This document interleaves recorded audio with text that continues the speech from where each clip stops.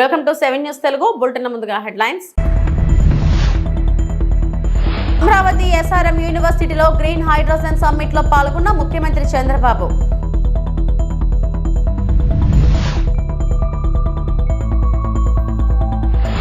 ఓటేసిన పాపానికి కాంగ్రెస్ కాటేస్తుందని బాధపడుతుందన్న TRS working president KTR.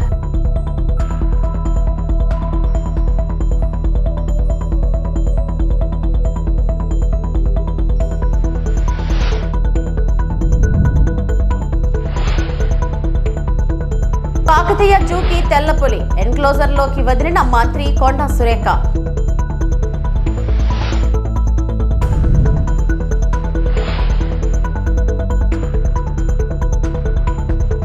Global warming నేపథ్యంలో గ్రీన్ హైడ్రోజన్ కు ప్రాధాన్యం పెరిగిందని, విద్యుత్ తయారీ సంస్థలు దీనిపై పరిశోధనలు చేయాలని ముఖ్యమంత్రి చంద్రబాబు అన్నారు. అమరావతిలోని ఎస్ఆర్ఎం యూనివర్సిటీలో ఏర్పాటు చేసిన గ్రీన్ హైడ్రోజన్ సమ్మిట్ లో సీఎం పాల్గొని ఎనర్జీ కంపెనీల ఎండీ, సీఈఓలతో ప్రత్యేకంగా సమావేశమయ్యారు. ఈ సందర్భంగా చంద్రబాబు మాట్లాడుతూ, మీ ఆలోచనలు వినడానికి, ఆవిష్కరణలు తెలుసుకోవడానికే ఇక్కడకు వచ్చాను. విద్యుత్ సంస్కరణలు మొదట ప్రారంభించింది నేనే. సంస్కరణలు అమలు చేసిన కారణంగా అప్పట్లో అధికారం కోల్పోయాం. తక్కువ ఖర్చుతో హరిత విద్యుత్ తయారీ, స్టోరేజీపై దృష్టి సారించాలి. ఏపీ ఇలాంటి పరిశోధనలు, ఆవిష్కరణలకు కేంద్ర బిందువు కావాలి. కేంద్రం కూడా గ్రీన్ హైడ్రోజన్ కు అత్యధిక ప్రాధాన్యత ఇస్తుంది. 5 గిగావాట్ల హరిత విద్యుత్ తయారు చేయాలని ప్రధాని మోడీ లక్ష్యంగా నిర్దేశించారు. నీతి ఆయోగ్ కూడా దీనిపై దృష్టి సారించింది. భవిష్యత్తులో ఆంధ్రప్రదేశ్ హైడ్రోజన్ వ్యాలీగా మారనుందని సీఎం అన్నారు. ఈ సమావేశంలో నీతి ఆయోగ్ సభ్యుడు సార్వసత్ కూడా పాల్గొన్నారు. Today, I really appreciate SRM historical meeting in Amaravati. Why I am saying historical meeting?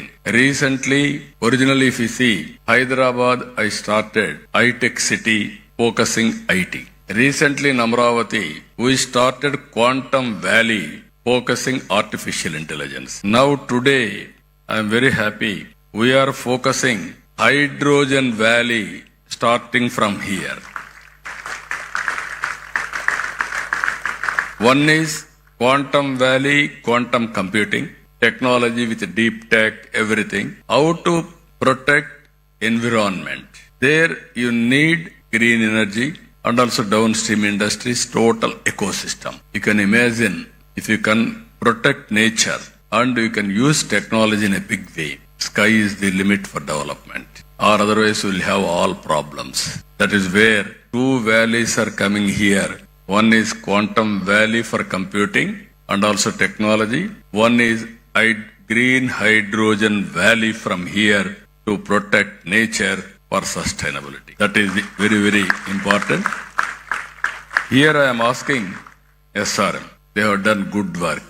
This is only the beginning.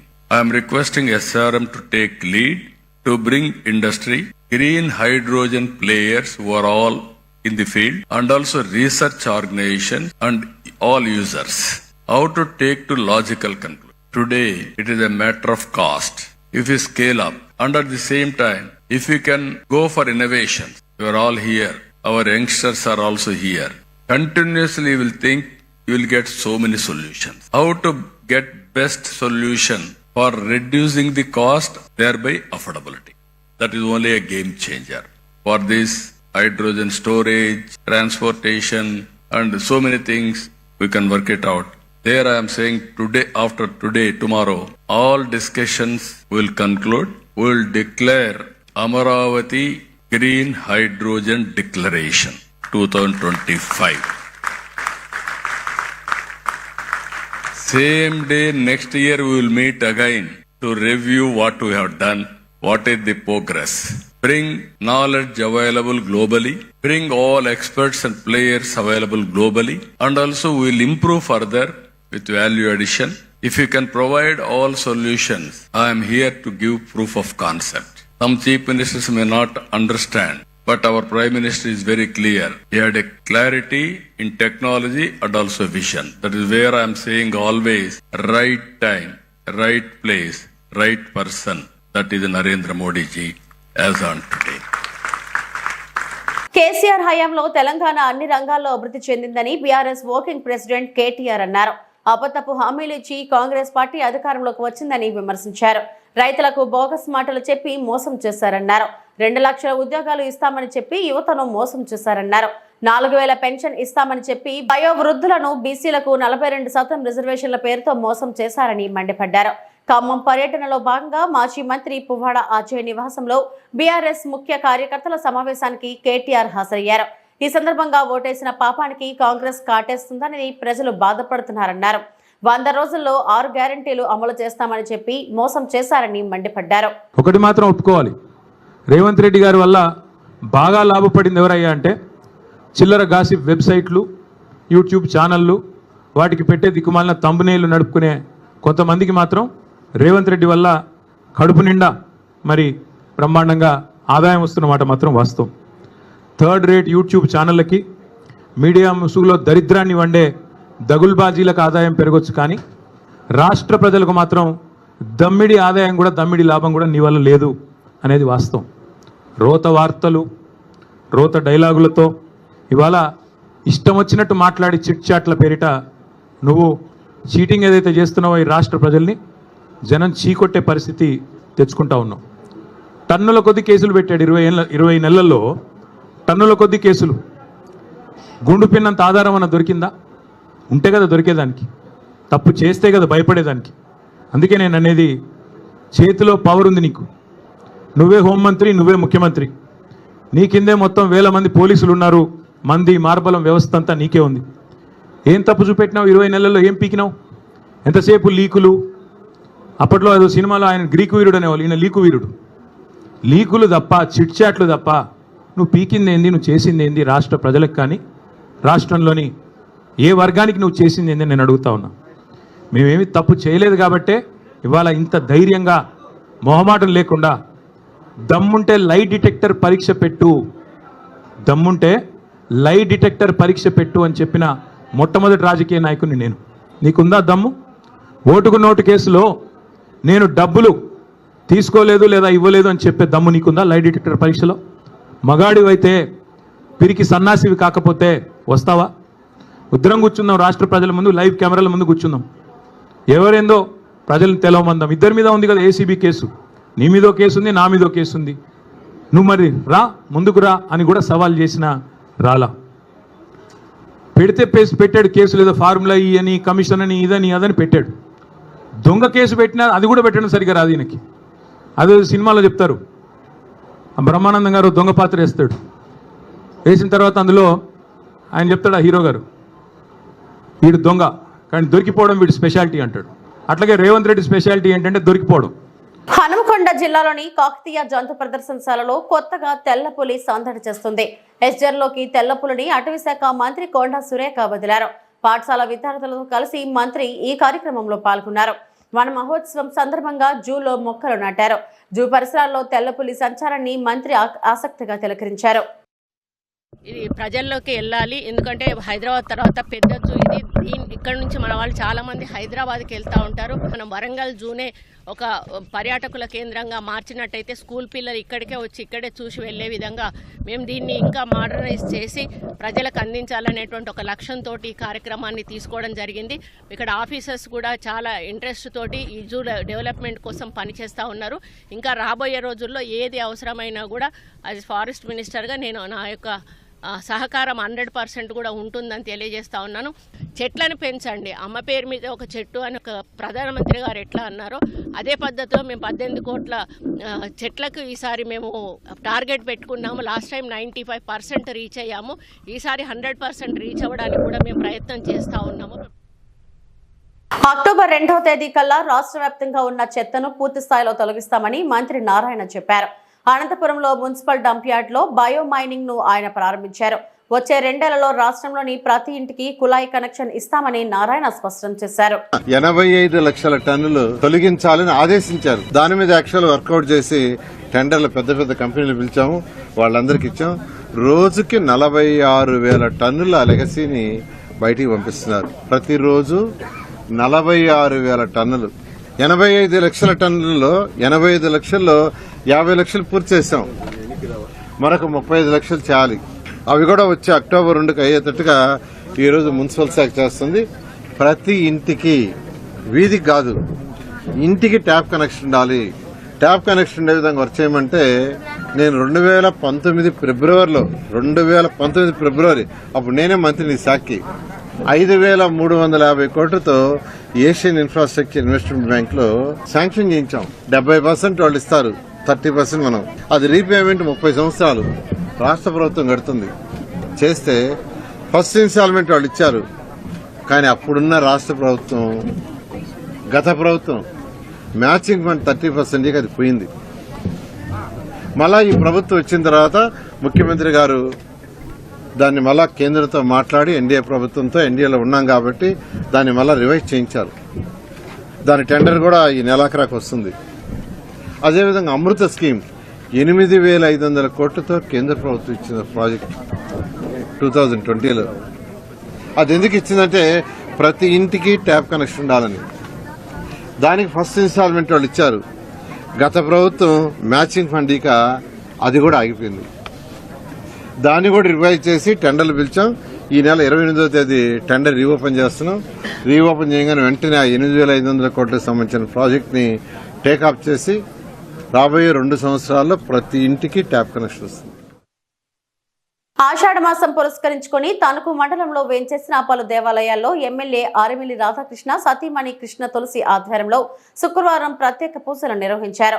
తొలుత తణుకు మండలం వేల్పూరు గ్రామంలో వేంచేసిన మహాలక్ష్మి అమ్మవారిని దర్శించుకుని సతీ సమేతంగా అమ్మవారికి సారే పట్టు వస్త్రాలు సమర్పించారు.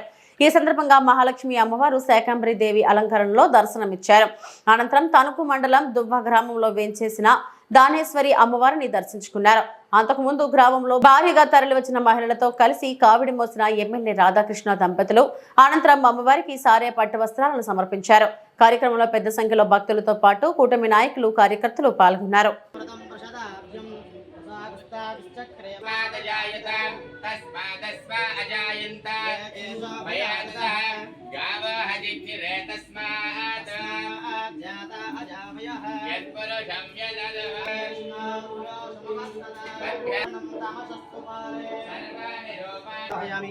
ప్రజానారోహయామి, వృషభానారోహయామి, సింహానారోహయామి, సమస్త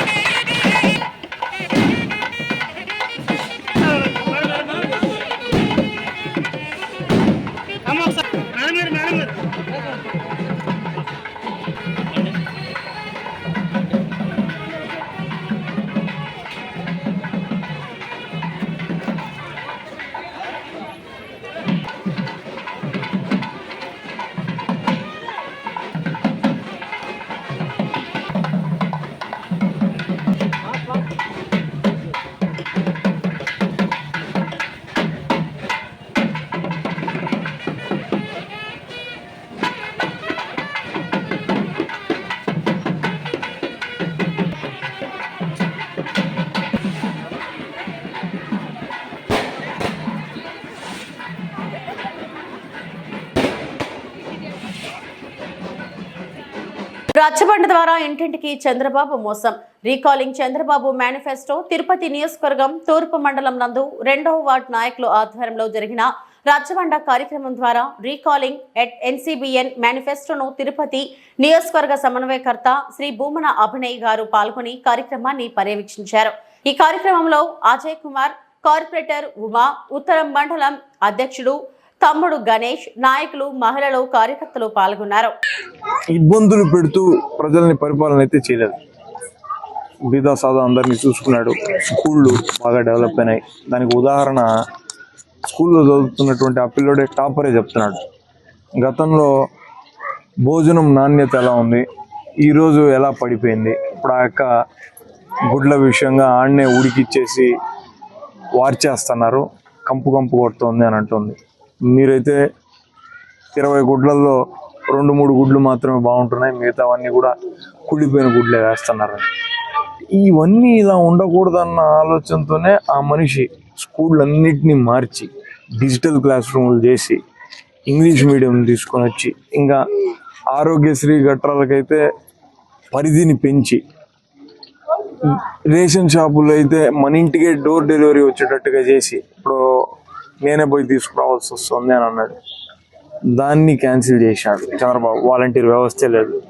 పైగా వాలంటీర్లందరికీ జీతం నేను అధికారంలోకి వచ్చిన వెంటనే 10,000 చేస్తానన్నాడు. మొదటి ఏటు వాళ్ళ మీద వేసాడు. పెద్ద మోసం కదా. రాష్ట్రంలో దాదాపుగా 4 లక్షల మంది వాలంటీర్లు ఉంటే 4 లక్షల మందిని జూన్ నెలలోనే పెరిగేసినటువంటి వ్యక్తి చంద్రబాబు నాయుడు. మరి ఇన్ని అబద్ధపు మాటలతో అధికారంలోకి వచ్చిన చంద్రబాబు ఈ సూపర్ 6 హామీలు ఏమన్నా అమలు చేశాడనంటే ఆడాడ ఏదో వరి నాట్లు వేసినట్టుగా కొంతమందికి తల్లికి వందనం కింద డబ్బులు వేసాడు. నందిగామ డివిజన్ లో ఉన్న ఉత్తమ అధికారిగా పేరు ప్రఖ్యాతులు సంపాదించిన ఆర్డీఓ కె బాలకృష్ణ. ఆయన ఒక నిశ్శబ్ద విప్లవం. ఎప్పటికప్పుడు అవినీతి పరులు భరతం పడుతూ సామాన్యుడికి న్యాయం జరగాలి అన్నదే ఆయన లక్ష్యం. నందిగామ రెవెన్యూ డివిజనల్ అధికారి కె బాలకృష్ణ నందిగామ పట్టణంలోని ఎరువుల దుకాణాలను ఆకస్మికంగా తనిఖీ చేశారు. ఈ తనిఖీల్లో రైతులకు అత్యవసరమైన ఎరువుల లభ్యత, ధరలు, నిల్వలపై సమగ్రంగా పరిశీలించారు. బ్లాక్ మార్కెట్లలో ఎరువులు అమ్మితే కఠిన చర్యలు తీసుకుంటామని, ప్రభుత్వం నిర్ణయించిన ధరలకు మించి అమ్మినా తగిన చర్యలు తీసుకుంటామని, రైతులు యూరియా కొనడానికి వస్తే వేరే ఎరువులు తీసుకుంటే యూరియా ఇస్తామని చెప్పే దుకాణాలపై కూడా చర్యలు తీసుకుంటామని చెప్పారు. అలాగే రోజు ధరల బోర్డును బహిరంగ ప్రదర్శన చేయాలి. రైతులు నానో యూరియాను వాడేలా అధికారులు, డీలర్లు ప్రోత్సహించాలి అని ఆదేశించారు. ఈ తనిఖీలో నందిగామ వ్యవసాయ సహాయ సంచాలకులు, ఏడీ అగ్రికల్చర్, నందిగామ తహసీల్దార్ పాల్గొన్నారు. అల్లూరు జిల్లా రంపచోడవరం మండలం సీతపల్లి గ్రామంలో వేంచేసి ఉన్న గిరిజన ఆరాధ్య దేవత మాతుశ్రీ గడి పాపనమ్మ బోనాలు మహోత్సవం. అమ్మవారికి ఆషాఢ మాసం సందర్భంగా బోనాలు మహోత్సవ కార్యక్రమం ఆలయ అధికారి సత్య రమేష్ మరియు ఆలయ ప్రధాన అర్చకులు బత్తిన రామకోటేశ్వరరావు ఆధ్వర్యంలో నిర్వహించిన అమ్మవారి బోనాల మహోత్సవ కార్యక్రమం. అమ్మవారికి వేకుజాము నుండి ప్రత్యేక పూజా కార్యక్రమాలు నిర్వహించిన ఆలయ ప్రధాన అర్చకులు. ఈ కార్యక్రమానికి ముఖ్య అతిథులు రంపచోడవరం నియోజకవర్గం శాసనసభ్యురాలు శ్రీమతి మిరియాల శిరీషాదేవి, భాస్కర్ పాల్గొన్నారు. అమ్మవారికి ఫలపుష్పాలు, చీర, సారే మరియు బోనం సమర్పించిన స్థానిక ఎమ్మెల్యే దంపతులు, సీతపల్లి గ్రామ ఆడపడుచులందరూ, బోనాలు శిరస్సున ధరించిన గ్రామస్తులు భారీ సంఖ్యలో సతీ సమేతంగా పాల్గొని అమ్మవారి సన్నిధికి చేరుకొని బోనాలు సమర్పించి అమ్మవారిని దర్శించుకొని తీర్థ ప్రసాదాలు స్వీకరించిన భక్తులు. ఆలయానికి వచ్చిన భక్తులకు ఎటువంటి ఇబ్బందులు కలుగనీయకుండా తగు జాగ్రత్తలు తీసుకున్న ఆలయ అధికారులు మరియు సిబ్బంది. మంగపేట మండల కార్యాలయంలో 60 నకిలీ ట్రైబల్ సర్టిఫికెట్లు దొరకబట్టిన ఆదివాసీ ప్రజా సంఘాల జేఏసీ. ములుగు జిల్లా మంగపేట మండలం తహసీల్దార్ కార్యాలయంలో గిరిజన ఆదివాసీ ట్రైబల్ సర్టిఫికెట్లు 60 సర్టిఫికెట్లు నకిలీగా నిర్ధారించి ఈ యొక్క సర్టిఫికెట్లను రద్దు చేయడం జరిగింది. ఈ కార్యక్రమంలో ఏజేఏసీ అధ్యక్ష కార్యదర్శులు పోలేబోయిన ఆదినారాయణ, తాటి నాగరాజు దొర, కమిటీ సలహాదారులు తోలెం నరసింహారావు దొర, నల్లబోయిన లక్ష్మణ్ దొర, మారబోయిన గోవర్ధన్ దొర, పాయం వెంకట దొర, అన్నెబోయిన సమ్మయ్య దొర, తోలెం సుధాకర్ దొర, ఆకా తిరుమల నాయక్, చీమల నాగభూషణం దొర, గుండం పాపయ్య దొర, వట్టం శ్రీధర్ దొర తదితరులు పాల్గొన్నారు. కార్యాలయం ముందు ముఖ్య సమావేశం ఏర్పాటు చేసిన ఉద్దేశం ఏమనగా, గత 3 నెలల కిందటి నుంచి ప్రజా సంఘాల ఆధ్వర్యంలో మన 25 గ్రామ పంచాయతీలో ఎస్టీ సర్టిఫికెట్ వెరిఫికేషన్ దేని ఉద్దేశంతో పెట్టినామంటే తహసీల్దార్ ఆఫీస్కు జెన్యున్ ఉన్న షెడ్యూల్ ట్రైబ్ సర్టిఫికెట్ ఎక్కడున్నా వాళ్ళకు వాళ్ళ తల్లులు కానీ వారసత్వంగా వాళ్ళ జెన్యున్ ఉన్నదాన్ని ఎంక్వైరీ చేయడం కోసమే పెట్టింది. దీని ముఖ్య ఉద్దేశం ఏంటంటే వలస వచ్చిన గుత్త కోయలు కానీ ట్రైబల్ అమ్మాయి గిరిజనేతలు చేసుకొని మళ్ళీ ట్రైబల్ సర్టిఫికెట్ కావాలని చాలా దరఖాస్తులు వచ్చినాయి. అవి కూడా మా సంఘాలు, అన్ని సంఘాల 71, 72, 73 మానేసీమ ఆదివాసీ అయిన ఈ 5 సంఘాల ద్వారా ఉమ్మడిగా జేఏసీ ఏర్పాటు చేసుకొని అందరి సమన్వయంతో ఈ సర్టిఫికెట్ వెరిఫికేషన్ చేయడం జరిగింది. ఈ సర్టిఫికెట్ వెరిఫికేషన్లో ఈ 3 నెలల కాలంలో 60 సర్టిఫికెట్లు దొంగ సర్టిఫికెట్లు దొరకబెట్టినాం. అవి కూడా రద్దుపరిచినాం. ఇక్కడ ముఖ్య ఉద్దేశం ఈ సర్టిఫికెట్ వెరిఫికేషన్ ఏంటంటే మా రాబోయే భవిష్యత్తులో మా యొక్క షెడ్యూల్ ట్రైబ్ కులాలు అనేవి అభివృద్ధి ముందుకు పోవాలనే ఉద్దేశం తప్ప ఇలా వేరే ఎలిగేషన్లు వచ్చినా కూడా అవన్నీ తప్పుడు ప్రచారాలు. దానిపై ఈరోజు అత్యవసర సమావేశం ఏర్పాటు చేసుకున్నది. ఇందుకు కానీ ఆదివాసీ జేఏసీ నుండి పూర్తిగా వ్యతిరేకిస్తూ ఈ సర్టిఫికెట్ వెరిఫికేషన్ అన్ని సంఘాల ఆధ్వర్యంలో ఇక నుంచి పుస్తకం లాంగ్ నోట్ పెట్టి ప్రతి విలేజ్ నుంచి 25 గ్రామాల నుంచి అందరినీ ఒక్కొక్క తీసుకొని వెరిఫికేషన్ చేసుకొని పూర్తిగా విజయవంతం చేస్తామని తెలియపరుస్తుంది. ఇవి ఇప్పటివరకు నా బులెటిన్ అప్డేట్స్. మరిన్ని వార్తా విశేషాల కోసం చూస్తూనే ఉండండి. నమస్తే.